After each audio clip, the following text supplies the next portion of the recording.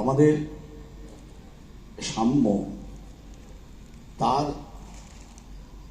যে কাজ শুরুটা যা দেখলাম, যে কোনো জিনিসের যদি শুরু দেখা যায় তাহলে বোঝা যায় তার শেষটা কোথায় দাঁড়াবে। আমার ঠিক অভিজ্ঞতা ছিল না। আমি সাম্যকে জানি একজন শিল্পী, আবৃত্তি করে এবং ওর অনেক কিছু কাজ আছে, কিন্তু যেভাবে আজকে অনুষ্ঠানটা শুরু হলো এটা কিন্তু একবার দেখবার মতো। তারপর ওই বাচ্চাটি আর বলতে পারছি না, আপনারা সবাই ছিলেন এক্সেলেন্ট। দেখুন,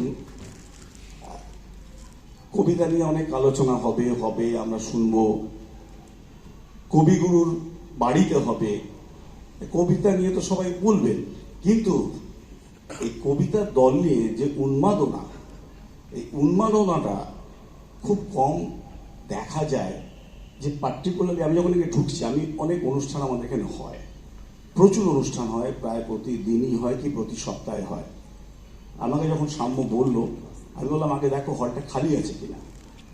তা এই খালি থাকার যে মানে কেন খালি থেকেছে, তার জন্য কিন্তু ভোট আছে বলে খালিটা থেকেছে, নাহলে খালিটা থাকতো না। আমরা পেয়েছি হলটা, আমরা পেলাম আপনাদেরকে যারা এখানে উপস্থিত আছেন। এবং ঢুকে যখন আমি ভেতরে আসছি, আমি যখন যারা দর্শক আছে সে দর্শকদের যখন ফেস আমরা লক্ষ্য করি, আমরা তো অনেক অনুষ্ঠান দেখি, সেটা থেকেও বোঝা যায় আজকে দর্শক মণ্ডলীর তাদের যে উপস্থিতি, তাদের যে মুখের যে চেহারা বা তাদের যে ফ্যামিলি থেকে এসছেন, এটাও কিন্তু একটা বড় প্রাপ্য সাম্যর। কারণ যাদের নিয়ে কাজ করছেন তারাও সবাই এসছেন অত্যন্ত রেসপেক্টেবল ফ্যামিলি থেকে। আমার খুব ভালো লাগলো, আমার দর্শকদের দেখে বেশি ভালো লাগলো।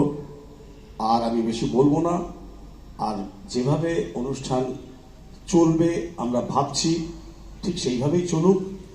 আর এই জোড়াসাঁকোতে নিশ্চয়ই আমরা কোনো না কোনো অকেশনে সাম্যর গ্রুপকে আমরা সুযোগ দেবো, আমাদের রবীন্দ্রভারতী সোসাইটি। থ্যাংক ইউ দাদা। সাম্যর দলের একটা বড় পাওয়া। আজকের এই বিশেষ সন্ধ্যে আমরা শ্রদ্ধা জানাবো যাদের শতবর্ষে নীরেন্দ্রনাথ, কারণ এবছর নীরেন্দ্রনাথ চক্রবর্তীর 100 বছর। আমরা সবে পেরিয়ে এসেছি সুকুমার রায়ের আবুল তাবুল সেই অসামান্য সৃষ্টির 100 বছর। তাই আমরা শ্রদ্ধা জানাবো সেই সৃষ্টিকে, আমাদের প্রত্যেকের ছোটবেলা যে সৃষ্টি দিয়ে রঙিন, এবং সুচিত্রা মিত্র তারও শতবর্ষ, যার সঙ্গে বিভিন্ন নৃত্যনাট্য একসঙ্গে উচ্চারিত হয়। আমরা একটি কবিতার দল হয়ে আমাদের মতন করে আজ তাসের দেশ এবং আষাঢ়ে গল্প দুটির একসঙ্গে একটি সংমিশ্রণ আজকে মঞ্চস্থ করব। তাই এ মঞ্চ আজ 100-100-কে শ্রদ্ধা জ্ঞাপন করবে। এবার আজকের অন্যতম আরেক বিশেষ অতিথি, যাকে পেয়ে আমরা খুবই আপ্লুত, ডক্টর পবিত্র সরকার। তার থেকে কিছু শুনে নেওয়া পালা। কাকু।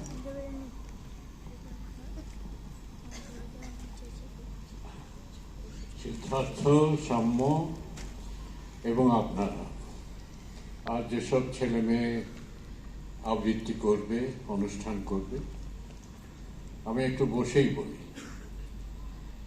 প্রথমে একটু ব্যক্তিগত কথা।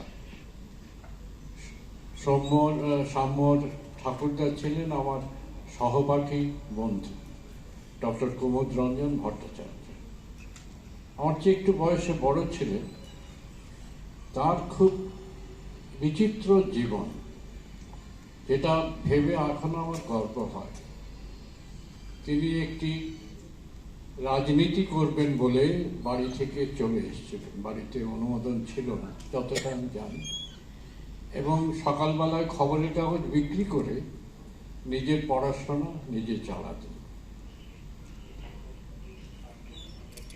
আমি যখন কলকাতা বিশ্ববিদ্যালয়ে MA-তে ভর্তি হই, আপনাদের অনেকের জন্মের আগে 1959 সালে, তখন তাকে আমার সহপাঠী হিসেবে পাই। সহপাঠী হিসেবে আমরা এক দলে ভিড়ে যাই এবং ভিড়ে গিয়ে নানা রকম কাজকর্ম, সাংস্কৃতিক কাজকর্ম যেমন, তেমনি মারপিটও করেছে অন্য দলের সঙ্গে। কুমুদের খুব মারের হাত ছিল, চমৎকার, একদম মানে নির্ভয়ে এগিয়ে যেত। আমরাও তার চেলার মতো তার পেছনে গিয়ে মারপিট করেছি। মনে আছে একটি ভদ্রলোক, গুন্ডা ভদ্রলোক, তাকে আমরা মারতে মারতে কলেজ স্ট্রিটে বার করে দিয়েছিলাম। এইসব হতো।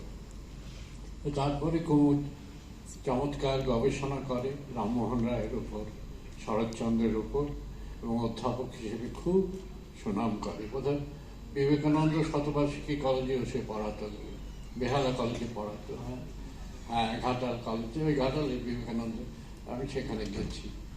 তো এই মানুষটি চলে গেছে আমাকে ছেড়ে, আমাদের ছেড়ে। আমার অনেক বন্ধুই চলে গেছে, আমার এখনো খুবই মনে পড়ে তাকে, মনে পড়বে শেষ পর্যন্ত।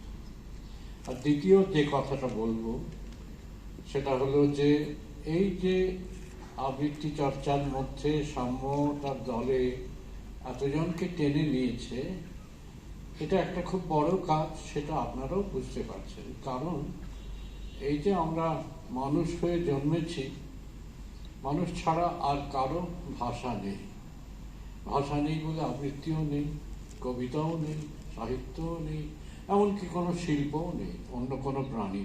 এখানে প্রকৃতির একটা পক্ষপাত আছে, মানুষকে এমন একটা জিনিস দিয়েছে যার ফলে মানুষ একেবারে দুর্বল প্রাণী হয়েও সকলের ওপর ছড়িয়ে পড়াচ্ছে।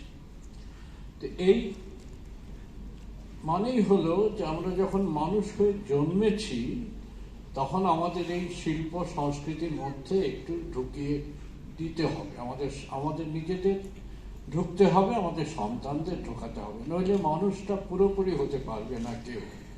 শুধুই লেখাপড়া করলাম, শুধুই চাকরি বাকরি করলাম, শুধুই ব্যবসা বাণিজ্য করলাম, কেরিয়ার তৈরি করলাম, আর কিচ্ছু করলাম না, কোনো শিল্প নয়। সবাই যে স্রষ্টা হবে, কবিতা লিখবে, গান গাইবে, তা নয়, কিন্তু কবিতা বুঝবে, কবিতা পড়বে, কবিতা আবৃত্তি করবে, ছবি দেখবে, গান শুনবে। এই ব্যাপারটাও যদি আমরা করতে পারি, তাহলেই আমরা মানুষ হওয়ার পথে অনেকটা এগিয়ে যাই। আমাদের অভিভাবকেরা সেটা বোঝেন, ফলে তারা ছেলে মেয়েদের এই সংস্কৃতির পথে খানিকটা এগিয়ে দেওয়ার চেষ্টা করেন। আর আপনাদের আমি সিদ্ধার্থ যেমন করে এখন পারে, আমি তো পারি না, কিন্তু আমি রবীন্দ্রনাথের এই বাড়িতে আপনাদের নতুন করে স্বাগত জানাই। তার কারণ অনেকে হয়তো এই প্রথম আসছেন, এমন হতেই পারে। অসাধারণ তীর্থক্ষেত্র আমাদের বাঙালিদের, এই তীর্থক্ষেত্র সব নতুন নতুন খবর আসে, কোথায় কোথায় মানুষই ছড়িয়ে আছে। এই আমেরিকার হিউস্টনে একটা পার্কে রবীন্দ্রনাথের একটা মূর্তি তৈরি হয়ে গেছে। কেন? সেখানকার বাঙালিরা আমেরিকানদের বুঝিয়ে হিউস্টনে একটা রে মিলার বলে পার্ক, সেখানে একটা মূর্তি তৈরি করেছে। সেখানে একটা রবীন্দ্রনাথকে নিয়ে একটা সুন্দর ছোট্ট প্রদর্শনশালা, মিউজিয়াম হয়েছে, টেগোর মিউজিয়াম। দক্ষিণ আমেরিকার ব্রাজিলে রিও ডি জেনেরোতে সেখানে একটা টেগোর স্কুল চালায় ওখানকার লোকেরাই, রবীন্দ্রনাথের আদর্শে, সাম্যবাদের আদর্শে, সকল মানুষ সমান এই আদর্শে সেখানে তারা একটা স্কুল চালায়, এবং সারা পৃথিবীতে রবীন্দ্রনাথ ছড়িয়ে গেছে। আমাদের বাঙালির সেটা গর্ব, আমাদের সংস্কৃতির সেটা গর্ব। কাজে আমাদের সংস্কৃতিতে আমাদের সন্তানদের যতটা আমরা যুক্ত করতে পারি, সাহিত্যে, কবিতায়, গানে, নাচে, নৃত্যনাট্যে, অন্যান্য শিল্পে, তো আমরা সেইটা চেষ্টাটা করব। সাম্য সেই চেষ্টায় আপনাদের সাহায্য করছে, এতে আমি খুব খুশি, কারণ সে আমারই নাতির মতো। আপনারা সবাই ভালো থাকুন, আনন্দে থাকুন। শিল্পের চমৎকার শুরুটা, সিদ্ধার্থ যেমন বললেন, শুরুটা চমৎকার করলেন। তোমারই জন্য বেঁচে রয়েছে কবিতা, সুনীল গঙ্গোপাধ্যায়ের কবিতা, অসাধারণ কবিতা।